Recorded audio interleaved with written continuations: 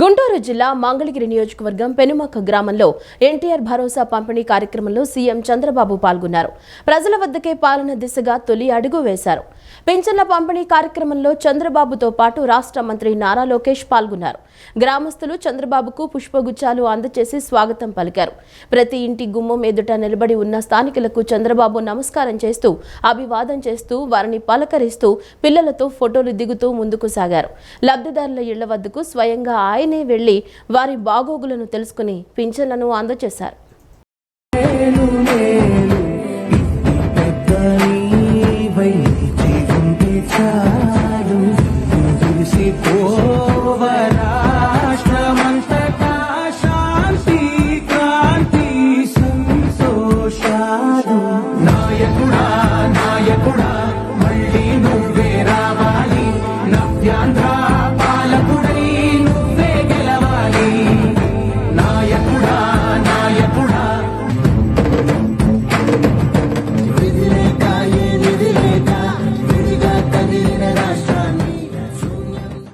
రాష్ట్ర వ్యాప్తంగా నేటి నుంచి పింఛన్ల పండుగకు అన్ని ఏర్పాట్లు పూర్తయ్యాయి. కూటమి ప్రభుత్వం ఎన్నికల మేనిఫెస్టోలో ఇచ్చిన హామీ మేరకు 7,000 రూపాయల పింఛన్ మొత్తాన్ని అర్హులకు అందించనుంది. నూతన ప్రభుత్వం చేపట్టే తొలి అతిపెద్ద కార్యక్రమం ఇది. 7,000 రూపాయల చొప్పున పింఛన్ అందజేయడం అనేది దేశ చరిత్రలోనే ఒక రికార్డ్. పింఛన్ల పంపిణీని రాష్ట్ర ప్రభుత్వం ప్రతిష్టాత్మకంగా తీసుకుంది. ఎక్కడా నిర్లక్ష్యానికి తావు ఇవ్వకూడదని అధికారులకు స్పష్టమైన ఆదేశాలు జారీ చేసింది. ఈరోజు ఉదయం 6 గంటల నుంచే ఈ ప్రక్రియ ప్రారంభం కానుంది. తొలి రోజే 100% పంపిణీ పూర్తయ్యేలా అధికారులు కార్యాచరణ పూర్తి చేశారు. ఒక్కో సచివాలయ ఉద్యోగికి 50 మంది పింఛన్దారులను కేటాయించారు. అంతకుమించి ఉంటే కొన్ని చోట్ల అంగన్వాడీ, ఆశా సిబ్బందిని వినియోగించనున్నారు. ఏదైనా కారణంగా తొలి రోజు పింఛను అందుకోలేని వారికి రెండో రోజు వారి ఇళ్ల వద్దే గ్రామ, వార్డు సచివాలయాల సిబ్బంది అందిస్తారు. మొత్తం 65.18 లక్షల మందికి పింఛన్ల పంపిణీ కోసం రాష్ట్ర ప్రభుత్వం 4,408 కోట్లను ఇప్పటికే విడుదల చేసింది. ఆర్టీసీలో మహిళలకు ఉచిత బస్సు విషయంపై పూర్తి అధ్యయనం చేస్తున్నట్లు మంత్రి రాంప్రసాద్ రెడ్డి తెలిపారు. లోపాలను సరిదిద్ది ఎన్నికల హామీ మేరకు పథకాన్ని అమలు చేస్తామని చెప్పారు. ఆర్టీసీ ప్రక్షాళన సైతం జరుగుతుందని, రాబోయే కాలంలో ఎలక్ట్రికల్ బస్సులు నడిపేందుకు చర్యలు చేపడుతున్నట్లు మంత్రి చెప్పారు. విశాఖ నుంచే ఉచిత బస్సు పథకాన్ని ప్రారంభిస్తామని, అతి త్వరలో మహిళలకు తీపి కబురు వినిపిస్తామని రవాణా శాఖ మంత్రి రాంప్రసాద్ రెడ్డి తెలిపారు. ఈ పథకం అమల్లో ఉన్న రాష్ట్రాల్లో పర్యటించి అధ్యయనం చేస్తామన్నారు. గత వైఎస్ఆర్ కాంగ్రెస్ పార్టీ ప్రభుత్వం ఆర్టీసీని పూర్తిగా విలీనం చేయలేదని విమర్శించారు. సిబ్బంది, ఉద్యోగులకు ఇబ్బంది లేకుండా ఆర్టీసీని ప్రక్షాళన చేస్తామన్నారు. రాబోయే కాలంలో ఎలక్ట్రికల్ బస్సులు నడిపించేందుకు చర్యలు చేపడుతున్నట్లు తెలియజేశారు. ఇచ్చిన హామీలలో ముఖ్యమైన హామీ మహిళలకు ఉచిత ప్రయాణం. గత 14 రోజుల నుంచి ఎన్నో మీటింగుల్లో, ప్రెస్ మీట్స్లో నేను ఒకటే చెప్తున్నా, మేము ఆరంభ సూర్యులం కాదు. జగన్మోహన్ రెడ్డి లాగా 108లు, ట్రాక్టర్లు, 104లు, చెత్త కుప్ప వెహికల్ అన్ని బెంజ్ సర్కిల్ తీసుకొని వచ్చి ప్రజలకు ఇబ్బంది కలిగిస్తా, కుప్పం నుంచి శ్రీకాకుళం నుంచి విజయనగరం నుంచి అన్ని రోడ్లన్నీ పెట్టి అధికారులందరినీ ఏడిపించి ఒకే రోజు ఓపెనింగ్ చేస్తాడు. మళ్ళా 300 రోజులు చిల్లర రోజుల్లో ఆ సేవలు అందించే పరిస్థితి లేదు. మేము చేస్తాండేది ఏంటంటే, ఏ పథకాన్ని ఇంప్లిమెంట్ చేస్తామో ఆ పథకాన్ని క్షుణ్ణంగా పరీక్షిస్తున్నాం. ఇప్పుడు తమిళనాడు అయితేనేం, కర్ణాటక అయితేనేం, తెలంగాణలో ఆ సర్వీసులు ఇస్తూ ఉన్నారు. ఇప్పుడు మీరు హైదరాబాద్ పోయే వాళ్ళు ఎవరైనా ఒకసారి అడగండి, రోజు పేపర్లు వస్తుంది డిస్ట్రిక్ట్ ఎడిషన్లో. కొన్ని పొరపాట్లు జరుగుతున్నాయి. జీరో టికెటింగ్ అంటే ఎట్లా? బయట రాష్ట్రాల్లో కూడా ఈ రాష్ట్రాల్లో ఉంటారు, వాళ్ళకి ఆధార్ కార్డు ఉండదు, వాళ్ళు బస్సు ఎక్కితే ఎవరైనా దింపేస్తే లేడీస్ని ఏం చేయాలా? ఇవన్నీ సమస్యలు ఉన్నాయి కాబట్టి అధికారికంగా 3 రాష్ట్రాల్లో పర్యటిస్తాం. 1 నెల లేట్ అయినా, 1.5 నెల అయినా కూడా మేము ఇచ్చిన హామీని అయితే నెరవేర్చుకుంటాం. ఆయనలాగా ఏదైనా ఒకే రోజు రిబ్బన్ కటింగ్ చేసి వెళ్ళిపోయే పరిస్థితి లేదు. ఉచిత బస్సు అనేది లేడీస్కు ఇచ్చేదానికి ఇంత అంత ఆనందంలో లేము. ఎందుకంటే ఈ రాష్ట్రంలో మగవారి కంటే ఓటర్లలో లేడీస్ ఇంకా కొంచెం ఎక్కువ ఉన్నారు కాబట్టి, ఆ మహిళామూర్తులందరూ ఓట్లు వేసినారు కాబట్టి అంత మెజారిటీ వచ్చింది. రాష్ట్రానికి ప్రత్యేక హోదా సాధన కోసం రాష్ట్ర ప్రభుత్వం నితీష్ కుమార్తో కలిసి కేంద్రంపై ఒత్తిడి తీసుకురావాలని సిపిఐ రాష్ట్ర కార్యదర్శి కె రామకృష్ణ డిమాండ్ చేశారు. రాష్ట్ర విభజన జరిగి 10 ఏళ్లైనా అభివృద్ధి అంతంత మాత్రంగానే ఉందని, పార్లమెంటు సాక్షిగా ప్రకటించిన విభజన హామీలు అమలుకు నోచుకోలేదని పేర్కొన్నారు. రాష్ట్రానికి ప్రత్యేక హోదా సాధన కోసం రాష్ట్ర ప్రభుత్వం నితీష్ కుమార్తో కలిసి కేంద్రంపై ఒత్తిడి తీసుకురావాలని సిపిఐ రాష్ట్ర కార్యదర్శి కె రామకృష్ణ డిమాండ్ చేశారు. 2014 ఎన్నికల వేళ నరేంద్ర మోడీ, తిరుపతి వెంకన్న సాక్షిగా రాష్ట్రానికి 10 ఏళ్ల ప్రత్యేక హోదా ఇస్తామన్న వాగ్దానం నీటిమూటగానే మిగిలిందని విమర్శించారు. బీహార్ ముఖ్యమంత్రి నితీష్ కుమార్ ఒకవైపు కేంద్రంతో సఖ్యతగా మెలుగుతూనే బీహార్ రాష్ట్రానికి ప్రత్యేక హోదా డిమాండ్ చేస్తూ కేంద్రంపై ఒత్తిడి పెంచుతున్నారని చెప్పారు. ఏపీ అభివృద్ధి కోసం ప్రత్యేక హోదా, విభజన చట్ట హామీల అమలుకు, రాష్ట్రానికి దక్కాల్సిన నిధుల విడుదలకు ముఖ్యమంత్రి చంద్రబాబు నాయుడు కేంద్రంపై ఒత్తిడి పెంచాలని కోరారు. ప్రత్యేక హోదా సాధనకు సీఎం నడుం బిగించాలని డిమాండ్ చేశారు. జూలై 19 నుంచి ఇంద్రకీలాద్రిపై 3 రోజుల పాటు శాకంబరీదేవి ఉత్సవాలను నిర్వహిస్తున్నామని దుర్గగుడి ఈవో కేఎస్ రామారావు పేర్కొన్నారు. ఈసారి తొలిసారిగా వారాహి ఉత్సవాలను నిర్వహణకు ఏర్పాట్లు చేస్తున్నామని వివరించారు. జూలై 6 నుంచి 15 వరకు వారాహి ఉత్సవాలు, జూలై 14న తెలంగాణ మహంకాళి ఉత్సవ కమిటీ బోనాల సమర్పణ చేస్తామన్నారు. ఇంద్రకీలాద్రి మహామండపం 6వ అంతస్తులో దుర్గగుడి ఈవో కేఎస్ రామారావు వైదిక కమిటీ సభ్యులతో కలిసి విలేకరుల సమావేశం ఏర్పాటు చేశారు. ఈ సందర్భంగా ఈవో మాట్లాడుతూ జూలై 19 నుంచి ఇంద్రకీలాద్రిపై 3 రోజుల పాటు శాకంబరీదేవి ఉత్సవాలను నిర్వహిస్తున్నామని తెలిపారు. ఉత్సవాలలో భాగంగా తొలి రోజు అమ్మవారి మూల విరాట్ సహా ఆలయాన్ని కూరగాయలు, పండ్లు, వివిధ రకాల డ్రై ఫ్రూట్స్తో అలంకరిస్తామని, ఉపాలయాలకు కూరగాయలతో తోరణాలు కట్టి ప్రత్యేకంగా అలంకరణ చేస్తామని తెలిపారు. ఇప్పటికే అనేక మంది భక్తులు కూరగాయలు ఇచ్చేందుకు సిద్ధంగా ఉన్నారని తెలిపారు. జూలై 6 నుంచి 15 వరకు వారాహి నవరాత్రులు జరుగుతాయని, 14న మహంకాళి ఉత్సవ కమిటీ బోనాలు తీసుకువచ్చి అమ్మవారికి బోనం సమర్పిస్తారని అన్నారు. కనకదుర్గమ్మ ఆలయంలో బోనాల సమర్పణకు విశేషంగా ఏర్పాటు చేస్తున్నామని ప్రకటించారు. ఆషాఢ మాసము యొక్క ప్రారంభం 6/7/2024 నుంచి 4/8/2024 వరకు ఉంటుంది. ఈ సందర్భంలో మొదటి రోజున ఆలయ సాంప్రదాయాల మేరకు అర్చకులు, వేద పండితులు అమ్మవారికి సారె సమర్పిస్తారు. దాంతో ప్రారంభమై వివిధ ప్రజలు, భక్తులు, సంస్థలు అందరూ సారె సమర్పించే కార్యక్రమం ఆ నెల్లాళ్ల పాటు జరుగుతోంది. ఇదే మంటపంలో వారికి అన్ని సౌకర్యాలు ఏర్పాటు చేస్తూ అమ్మవారి దర్శనాన్ని కూడా ఇక్కడ ఏర్పాటు చేయడం జరుగుతోంది. పూజాధికారులు నిర్వహించుకున్న తర్వాత వారికి అమ్మవారి దర్శనాన్ని కూడా ఏర్పాటు చేసి మరి భోజన సౌకర్యాలకు కూడా మేము సిద్ధంగా ఉన్నాము. ఇవన్నీ కార్యక్రమాలు ఆషాఢ మాసంలో ప్రత్యేకంగా జరుగుతాయి. వీటితో పాటుగా చాలా విశేషంగా జరిగేటువంటిది శాకంభరి ఉత్సవాలు. శాకంభరి ఉత్సవాలను చాలా శ్రద్ధతో చాలామంది భక్తులు ముందుకొచ్చి అమ్మవారికి వివిధ రకాలైనటువంటి కూరగాయలను సమర్పించి వెళ్ళడం ఒక సాంప్రదాయం.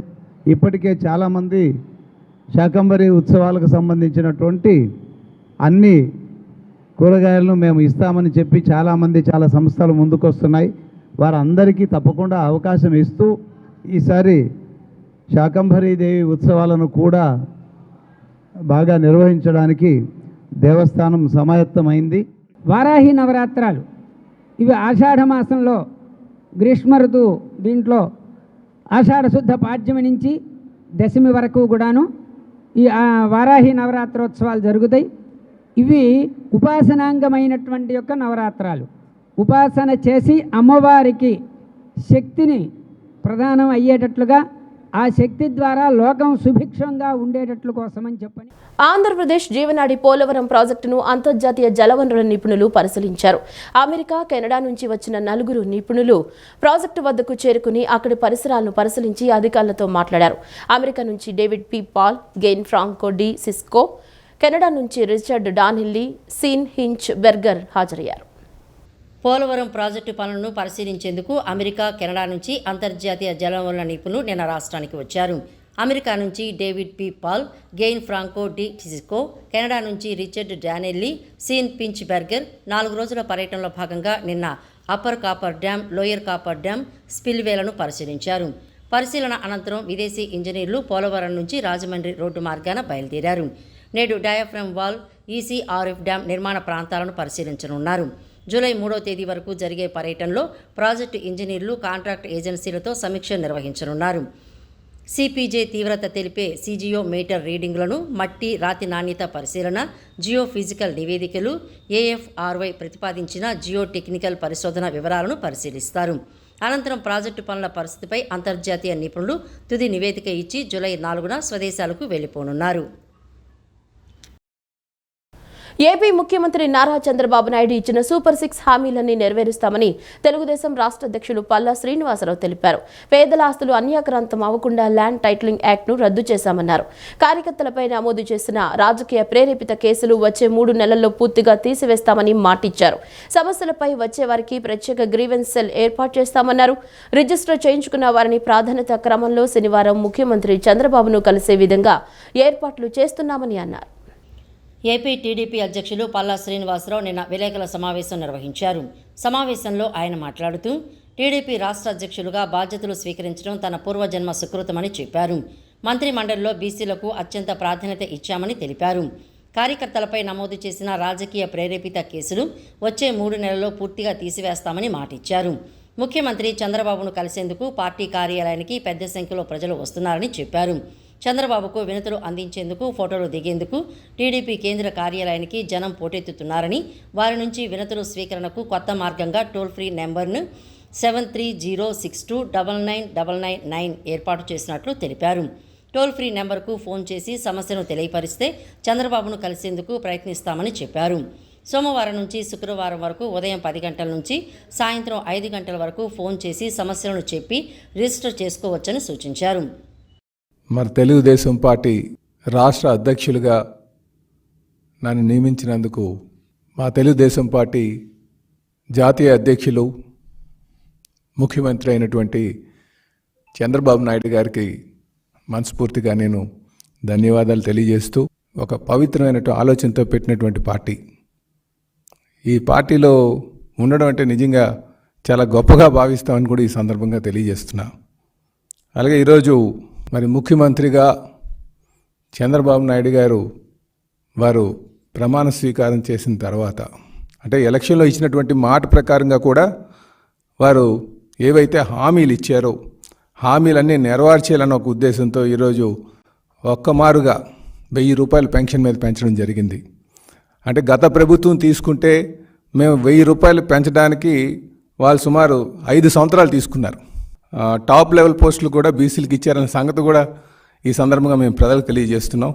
అంటే ముఖ్యమంత్రి గారు అలాగే తెలుగుదేశం పార్టీ బీసీసీకి మంచి ప్రాధాన్యత ఇస్తుందనడానికి ఇదొక నిదర్శనం అని చెప్పేసి ఈ సందర్భంగా తెలియజేస్తున్నాం. ఇంద్రకీలాద్రిపై అమ్మవారి నివేదన సమయంలో ప్రోటోకాల్ దర్శనాలు ఆపాలని నిర్ణయించామని దుర్గగుడి ఈవో రామారావు తెలిపారు.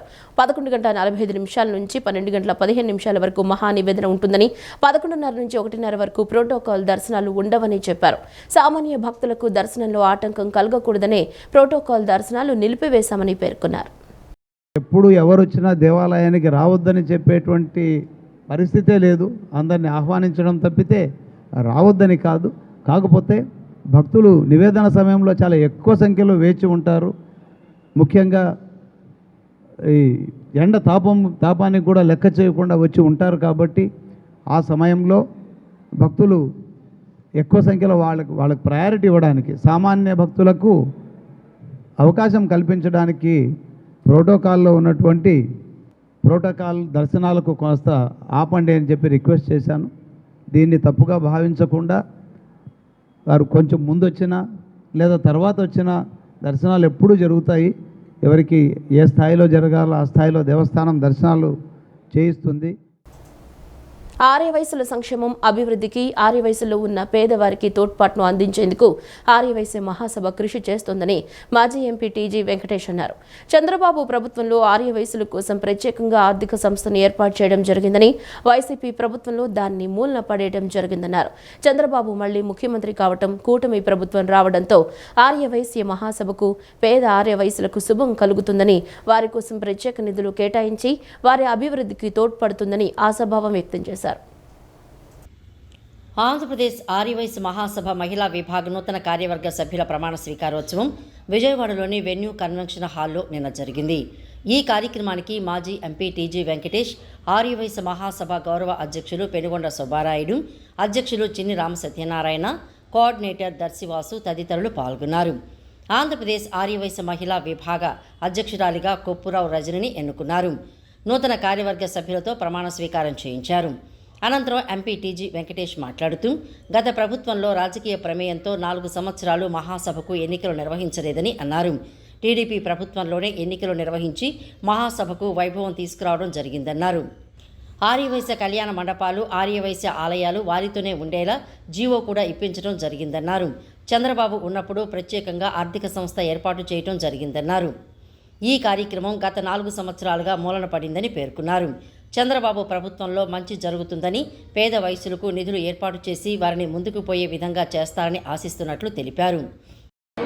ఆర్యవైశ్య టెంపుళ్ళు వారితోనే ఉండేటట్ల ప్రభుత్వంతో జీవో కూడా ఇప్పించడం జరిగింది.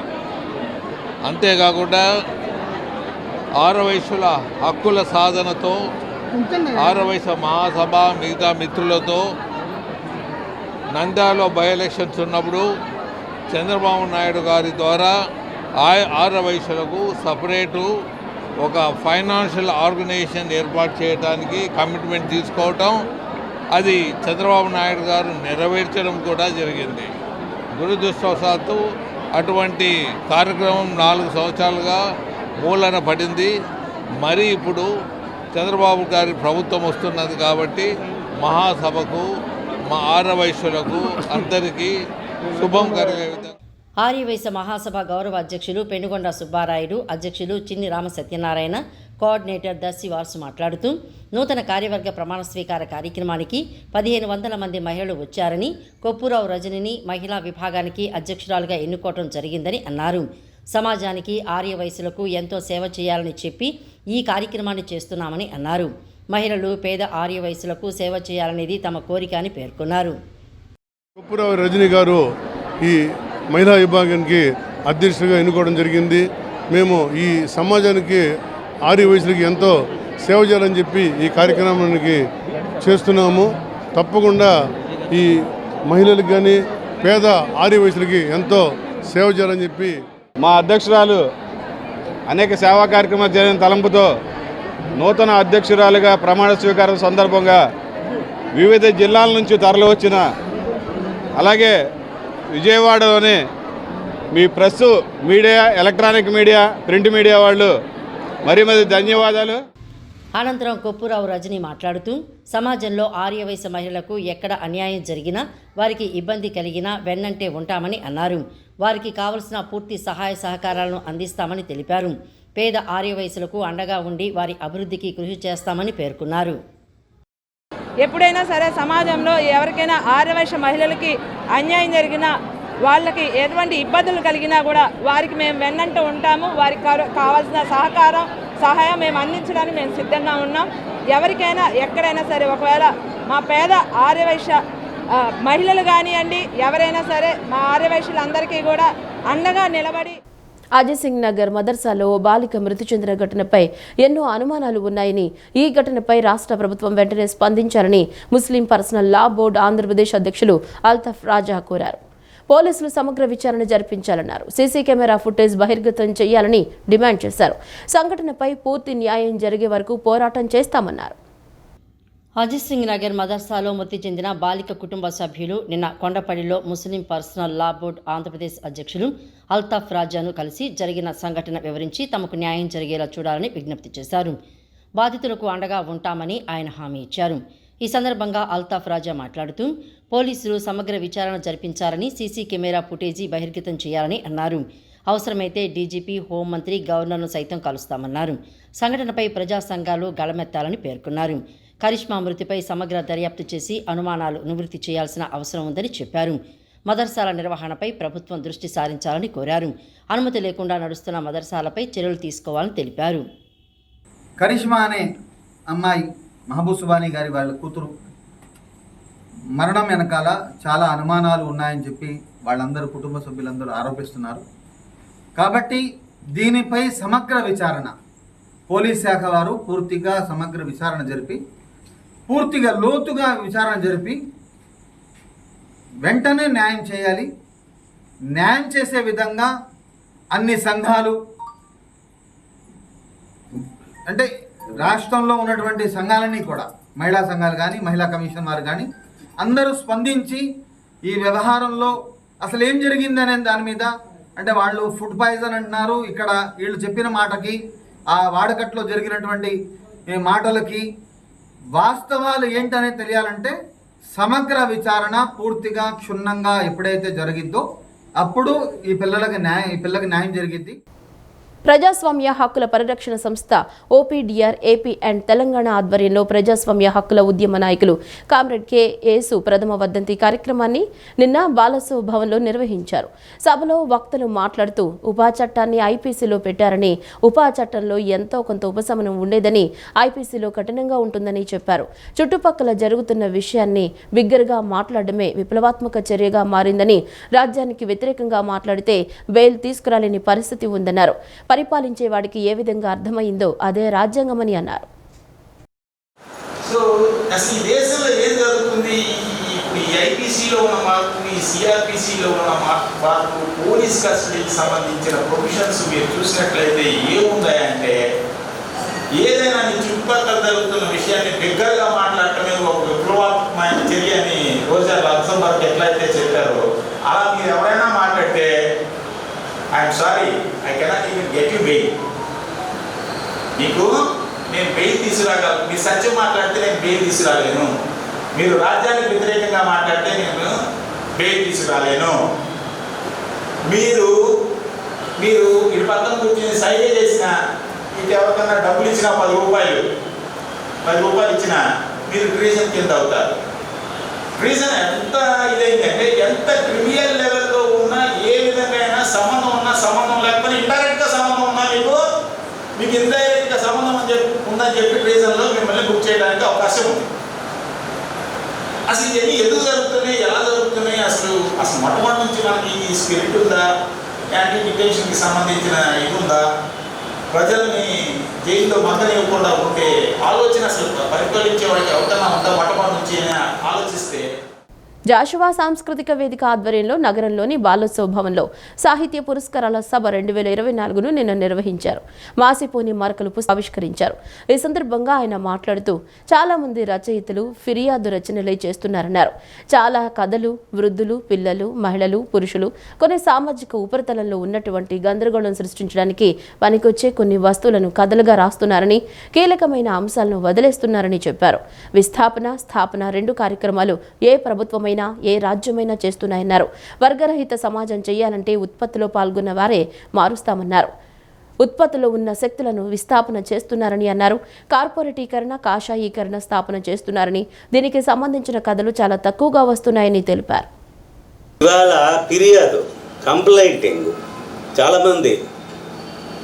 తర్వాత ఎలా ఉన్నాయంటే, చాలా కథలు వృద్ధులు, పిల్లలు, ఆడ మగ కానీ జెండరు, కొన్ని సామాజిక ఉపరితలంలో ఉన్నటువంటి గందరగోళం సృష్టించడానికి పనికొచ్చినటువంటి కొన్ని వస్తువుల్ని కథలుగా రాస్తున్నారు. అసలు చాలా కీలకమైనటువంటి అంశాలు వదిలేస్తున్నారు. దాదాపుగా ఈ 10 ఏళ్లలో, అంతకు ముందు నుంచి చాలా కాలం నుంచి చాలా ముఖ్యమైన ఒక వ్యవహారం దేశం మొత్తం మీద కానీ ప్రపంచం మొత్తం మీద కానీ జరుగుతుంది. విస్థాపన, స్థాపన. అది మన భాషలో చెప్పాలంటే కార్పొరేటీకరణ, కాషాయీకరణ అంటున్నారు. కానీ విస్థాపన, స్థాపన 2 కార్యక్రమాలే ఎక్కడి రాజ్యం, ఎక్కడి ప్రభుత్వాలు కూడా చేస్తున్నాయి.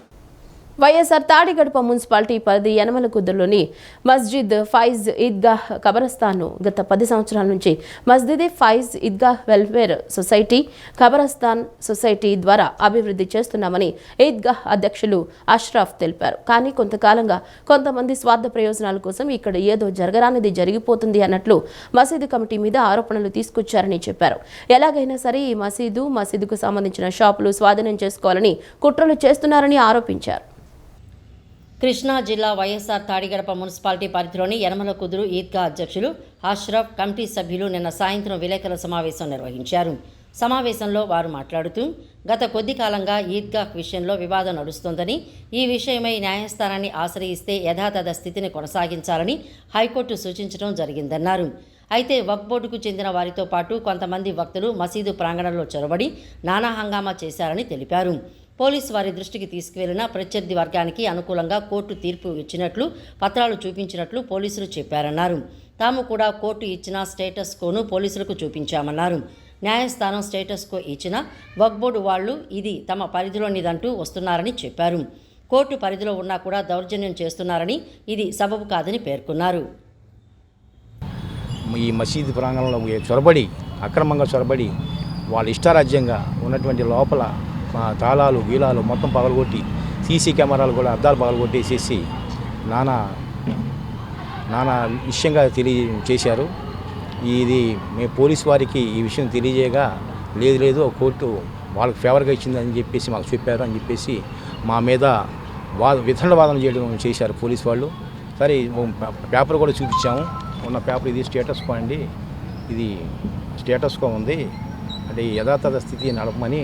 అలాగే మేము గత 10 సంవత్సరాలుగా ఈ మసీదు ఈద్గా కబ్రస్థాను ఈ మేనేజ్మెంట్లో Masjid-e Faiz and Eidgah welfare society మరి జనతుల్ బకి కబ్రస్థాన్ సొసైటీ ద్వారా అభివృద్ధి చేసుకుంటూ పోతా ఉన్నాము. కానీ కొంతకాలంగా కొంతమంది కొన్ని స్వార్థ ప్రయోజనాలు దృష్టిలో పెట్టుకొని కావాలని చెప్పేసి మా మసీదు మీద ఒక ఎలిగేషన్ తీసుకొచ్చి షాపులు ఈ మసీదు కట్టిన తర్వాత ఆ మసీదు ఖర్చుల కోసం దాని మెయింటెనెన్స్ కోసం షాపులు కట్టడం జరిగింది. ఆ షాపుల ఆదాయం 60,000 పైన వస్తున్నాయి. కేవలం 63,000 చిల్లర వస్తుంది. ఆ ఆదాయంతో ఇక్కడ ఇమాం ఖర్చు, మౌజన్ ఖర్చు, కరెంటు బిల్లులు, వాటర్ బిల్లులు ఇవన్నీ ఖర్చు పెట్టడానికి అవి సరిపోతున్నాయి. ఏదో కొద్ది గొప్ప మిగిలితే ఇంకా డెవలప్ చేయాల్సిన పనులు ఉన్నాయి. అది చేద్దామని చూస్తుంటే మా ప్రత్యర్థి వర్గం వాళ్ళకి దీనియాత్ గురించి తెలియదు. దీన్ని ఎలా ముందుకు తీసుకెళ్లాలో తెలియదు. కేవలం ఆదాయం వస్తుంది, అది ఏ విధంగా చేయాలో వాళ్ళకి తెలియదు. ఆ రోజున్న పదవిలో ఉన్నటువంటి ఎమ్మెల్యేలు కానీ ఎంపీలు కానీ వాళ్ళందరి ప్రోద్బలంతో వాళ్ళందరి సహకారంతో డెవలప్ చేసుకుంటూ వచ్చాడు. నాకు రాజకీయ పార్టీలతో సంబంధం లేదు, నా వ్యవస్థ బాగుండాలి అనే ఒక కాన్ఫిడెన్స్తో ఒక ఆలోచనతో అతను ఇదంతా డెవలప్ చేయడం జరిగిందండి. ఇది డెవలప్ చేయడం మొదలుపెట్టిన తర్వాత ఆ మిగిలిన డబ్బులతో ఏదైనా కానీ షాపులన్నీ కట్టడం జరిగింది. ఈ షాపులన్నీ కట్టడం మొదలుపెట్టిన తర్వాత దానికి కొంత అమౌంట్ డబ్బులు అద్దులు అవి వస్తున్నాయి. ఇప్పుడు ఆ ఆదాయానికి గండి కొట్టాలి. అతను తినేస్తున్నాడు, మొత్తం తినేస్తున్నాడు అని ఒక రూమర్ తీసుకొచ్చి ఆ ఆదాయాన్ని ఈ షాపుల మీద భగవంతుడి మీద వచ్చినటువంటి ఆదాయాన్ని తీసుకొని అతను బాగుపడాల్సినంత అవసరం అసలు లేదండి. ఎందుకంటే వాళ్ళ నాన్నగారు స్టిల్ ఇక్కడ ఫార్మరు, వాళ్ళకి పొలాలు వ్యవస్థ ఉంది, ఆయనకు ఒక వ్యాపారం ఉంది. ఆయన వ్యాపారంలో సంపాదించిన డబ్బులు కూడా కొంత మసీదుకి ఇస్తూ ఉంటాడు. వచ్చిన పేదవాళ్ళందరికీ సహాయం చేస్తూ ఉంటాడు. పేదవాళ్ళ పెళ్ళిళ్ళకి కానీ వాళ్ళ చనిపోయినప్పుడు కానీ వాళ్ళ అవసరాలకు కానీ అతను చేస్తూ ఉన్నాడు. మేమంతా చూస్తూ ఉన్నాం.